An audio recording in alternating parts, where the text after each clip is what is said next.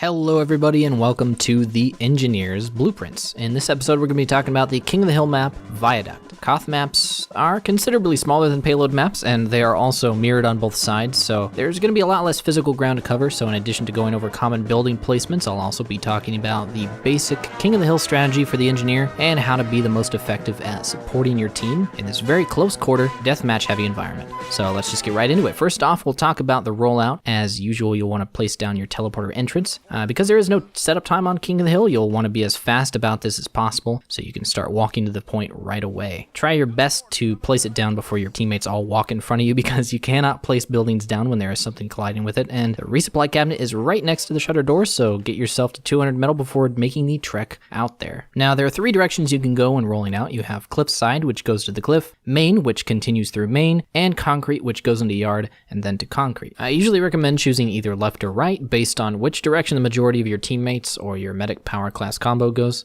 Keep in mind that the cliff and concrete are on opposite sides depending on which team you're on. Like if the majority of your team goes left, then you should go right, and vice versa. If they go through main, just choose whichever direction you like, but usually you don't want to clump yourself up with the rest of your team. This is so you can more easily set up your buildings and shoot people when you eventually arrive at mid, because a lot of the mid fight damage is going to be directed towards where the majority of your teammates will be, and you don't want your buildings to get destroyed by the wave of rockets and pills that are flying around during the initial mid fight. So if you choose to roll out cliffside, you can walk up the cliff and place down your teleporter exit. You can decide whether you can afford to be more aggressive or passive with your placement by scoping out how many people on their team rolled out to their concrete, especially their snipers or soldiers, because if they see you up on the cliff doing stuff, chances are you'll eventually get caught out. If this is the case, you should build the teleporter a little bit further back on the slope to prevent the enemy team from immediately seeing it and gunning it down. If the enemy team rolled out on their cliff, they probably won't see you standing far forward on your cliff, so you could probably get away with placing the teleporter in an aggressive spot right up here in this corner. If you decide to roll out main, you can do a little quick trick to get your teleporter in my personal favorite spot up on the bridge by placing your mini sentry or dispenser underneath it, jumping on top of that, and then placing it on the platform while you jump again. Having the teleporter here is great because it places people close to the point without putting them in immediate danger, and it is less susceptible to being sapped by a spy or found by a roaming enemy. If you don't end up placing it here on the rollout, you could still take the alternative route to the bridge later by jumping from the railing to this window ledge here and then jumping off of that onto the bridge. It's probably best to make this move when you're confident that a sniper won't see you from the battlements and you've practiced it enough to not fail the jump, because it can take a few tries if you're not used to it. You can also build your teleporter in the house here for a more covered location, but it's a lot more likely to be sapped because this is a common decloaking spot for enemy spies. It's also pretty easy to get caught in the house by an aggressive power class with no real way to escape, so you might prefer building it out on this platform behind the house, although it is a little bit more exposed in general over here. And if you choose to roll out towards concrete, which is probably the most common way that everyone rolls out on Viaduct, you can place the teleporter exit somewhere behind concrete, either in this corner here or another one of my personal favorite spots, this little bush. I like putting it here because it's super fast to place it down on the way to concrete, and it's a little bit hidden. It's also nice for controlling the flow of your team because you can decide to face the teleporter towards concrete or towards main depending on where you want most of your teammates to filter through. The most common place I see teleporters and buildings in general built on Viaduct is in this cubby here. This isn't too bad of a spot, but unfortunately it only seems to be effective against teams who are too passive and can't get control of the point for more than a few seconds. Standing on the concrete for too long can put you directly in a very common sniper sightline, not to mention it's extremely easy to trap a bunch of people huddled up in this corner with an Uber or even an overhealed heavy, so personally I don't recommend turtling in this corner for too long, let alone encouraging players to congregate in this area. If anything, the cubby should be used as a temporary shelter during a fight, not the basis for an entire nest or holding area. Moving on to dispensers, placing yours somewhere behind the point or on the back lines where your team can fall back to it is usually the best course of action, and on Viaduct, a level 3 dispenser can literally win you the round because there are only 2 medium health packs per side on the entire map, so make sure a dispenser is your #1 priority when you're setting up your hold. My personal favorite place to put it by default is behind the rock because it's out of the way from most attacks and allows your team to fall back a minimal distance while fighting for the point. Just be careful not to get spammed down if there are a lot of explosive classes on the point, because a soldier or demo man might jump up on the rock and land a lot of damage from above. Also, spies decloak in main or in the house. You can stab people who are using the dispenser here, so just make sure you keep an eye on your back while you can. A similar spot is right underneath the cliff here. This is more favored towards games where there aren't very many threats from snipers standing on the battlements, because your team will be standing in that sightline more often, but will have a better view of the cap point. Very much like the teleporter being in a risky yet very common spot when placed in the house or in the cubby, putting the dispenser in these enclosed areas is tempting because the amount of cover it provides sides, but it can often be a double-edged sword when playing against players who know how to be aggressive, because it can lead your teammates to be caught in a place where they can't escape an uber push or splash damage. So instead, if you want to place the dispenser somewhere concrete side, I'd suggest putting it right behind concrete so that if your team has to fall back, they can back up to a place where it will be much easier to retreat if the enemy starts walking at them. It's much better to fight in the yard than in cubby. And if your teammates are the ones who are being the aggressors, you can justify putting the dispenser directly on the point to encourage your team to play around it, which is probably the best place to stand when playing defensively so that your team has the high ground on people walking through main or underneath the battlements. Now, talking about sentry placement on Viaduct, honestly, and even though people joke about this, it's true, you can put a sentry gun, minis or leveled, anywhere on a King of the Hill map and it will probably be effective. So honestly, if you can have a gun watching the point while your team is in control of it, or a bit further back behind the house and bridge while your team isn't in control of it, your sentry will be doing work. However, a few commonly effective sentry placements include the following. On the left or right slopes are good passive-aggressive spots because they peek over and watch the point while protecting a lot of their hitbox, and they're also out of the way of a lot of the more annoying sniper sightlines. Putting a gun on concrete is also a great way to straight up deny the point, however, it's super easy to snipe or spam them with rockets from the cliff. You could also be cheeky and put it on top of the crates to deny people walking through main, but this also leaves it extremely open to damage from afar, so just make sure you're ready to move it back once the enemy starts to catch on to its location. If you're playing super aggressive, you can put the gun on the enemy's concrete right next to these boxes so it peeks over the railing. It's kind of difficult to notice it here when people walk through main, and when they finally see it, they will have to redirect their attention away from your teammates, which can give them an opening to lay into the enemy when their back is turned. When you roll out from spawn towards the cliff, you can start by putting a mini sentry on the ledge to overlook the point, which can often contribute very heavily to the mid-fight. However, be careful of the enemy players who can see you from all the way over on their concrete, who will most likely try and shoot at it right away. If anything, it can still be a distraction while you set up the more important buildings like a dispenser. And of course, just like the other buildings, I don't recommend placing the sentry gun inside of the cubby, mainly because it's just too easy to spam out and trap you in there with nowhere to run, but also it simply doesn't watch the point. However, if you feel like playing the baiting game and trying to lure enemies into a trap, you can hop on top of these little crates here in the corner and place a sentry on top of this roof. Then you can lead people into your cubbyhole with a false sense of security and surprise them with an elevated sentry gun. And yeah, you could also place a teleporter up here, but the main reason I didn't mention it when discussing all the tele spots is because while it's slightly harder for a spy to walk by and sap it, it's pretty noticeable at anybody walking around the corner here. And yeah, it's a good idea to put teleporters in hard to reach areas because a lot of people who play TF2 never tend to look up, but you don't really need to divert your eyes too far from the horizon to notice it. Sure, it's cheeky and odd, but it's not nearly as effective as just putting it behind something where it won't get shot at as much. Another decent place to put a gun is on the end of the bridge here. It can deny people who walk on the right side of the point and be generally pretty annoying to deal with. And if you're playing super far forward, you can put a sentry up on the end of the battlements outside of the upper entrance to their house to rain down on people who walk out of main towards their concrete. And if you hop onto the enemy side bridge via the windowsill jump that I mentioned earlier, you can place a gun up there which will surprise and distract various players who are walking out to find it shooting at them. Now, for the most part, using a gunslinger or a wrench comes down to your personal preference, but if you decide to use mini sentries, you will be able to take full advantage of all the glorious bushes that are found on this map. You'll come to learn this about me. I love hiding mini sentries in bushes, and Viaduct has a few good ones. This one right behind the rock is probably the most usable one. Pretty difficult to see right away, and it watches the commonly walked on area of the point. For a more open view of the center of the cap point, you can put it in the opposite corner where the little sapling is, although it's slightly less hidden over there. If you manage to walk all the way over to their yard behind the house, you can put this little sneaky sentry in this bush to damage enemies who walk out of main, which can be great for taking on a 1v1 fight with a bit of an edge in your favor. Now, this next bush, I must warn you, is nasty. This is kind of borderline cruel, so please view at your own risk here. This bush right outside of concrete side rollout exit. Yeah, disgusting. You can place it in your side's bush when playing a little bit further back to confuse and irritate any overextending scouts who dare enter your domain, or you can walk over to the other team's yard and place it in their bush to make them all rage quit. Doesn't matter, it's completely your choice to be evil. You go ahead and do whatever you will with it. And before we move on to the overall strategy of this map, I just want to go over a few extra notes here about building placement. You'll notice that I never mentioned building anything in this area outside of spawn besides the teleporter entrance, and that's because you shouldn't. The only reason that you should be building anything in this area is if you want to upgrade something quickly using the resupply cabinet and then take it through your active teleporter in order to save a bit of time finding metal out near the point. Keeping a sentry gun or a dispenser in this area is borderline useless, and you'll never help your team complete the objective this way. Yeah, you can build up on top of this roof here, but this is pretty much serves no purpose. There's no reason to do that.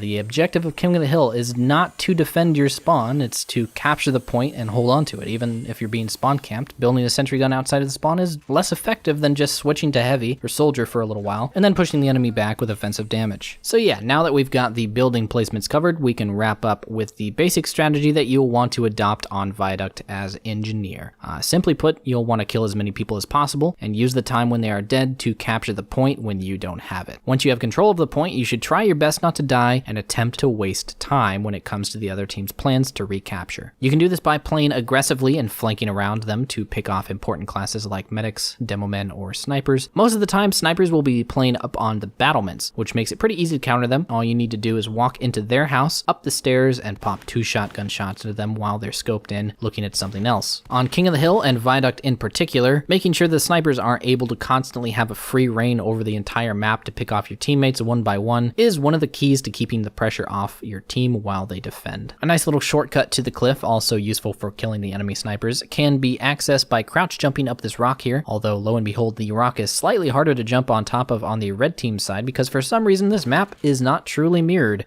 You can still make it up the cliff, it's just a little more difficult because the rock is a bit rounder on the top on this side of the map. You can also delay capture by switching to a wrench and putting a leveled sentry gun near the point. This will direct a lot of the incoming push's attention towards taking the gun out, which can leave a lot of room for the rest of your team to move in and clean up. If the enemy team has to use their entire uber charge on taking out just your sentry gun, then this is good. This means that none of it was used to push into any actual players, and they will all still be alive post-uber to push them back again. Just remember, don't be discouraged by destroyed buildings. It's going to happen. King of the Hill can be an intense arena with a lot of damage going every which way, so just remember to preserve your own life and to rebuild safely and smartly. I mentioned earlier that keeping a dispenser up for your team can win you games, and it's completely true on this map. Viaduct has very little health pack, so if your team doesn't have a dedicated healer, you will very likely be the main source of health for your entire team. And I'd even say that dispensers are even more important than sentry guns or teleporters on this map, so make sure to keep that thing alive and a level 3 as much as possible. And the same can be said about making sure the other team doesn't have dispensers. If you see that the enemy is being sustained by one, it would definitely be a good idea to destroy it as soon as possible. When the enemy team has control of the point, this is where you will need to keep out of sight lines and maintain your buildings a bit further back until your team has overcharge or are ready to try and re-push the point. Try your best not to feed, aka constantly running into the enemy team and taking fights that you can't win, because you need to preserve your life so that you can be ready at the exact moment that the rest of your team is able to back you up and move forward. If you're playing Battle NG, try and look for an opening in their flank. If you notice that a lot of the enemy team is on one side of the map, simply walk to the opposite side and start to harass them from behind and draw them away from your team or get a key pick on a medic or a sniper. When you take on the flanking role as engineer, your job is to direct the enemy team's attention towards you for a long enough time for your team to push back into them while they're distracted. Whether you choose to play passively and help maintain your team while they prepare to repush, or to sneak around and cause problems to create space is completely up to you. Either playstyle is viable and a very integral part of supporting a team to victory. So this has been the complete engineer blueprint for the map Viaduct. If you have any questions or suggestions on how to play this map as engineer, feel free to leave a comment below. And if anything about this map review looked different from what you're used to, chances are the map has been updated since this video's original release, and you should check in the description for a link to a video going over what changed and how those changes might affect the strategies discussed in this episode. Anyway, thanks so much for watching, and I hope this video helped you in some way. I think I'll be going over an attack defend map next, so leave a comment letting me know which one of those you'd like to see me discuss in the next episode of the Engineer's Blueprints. And I will talk to you nieces and nephews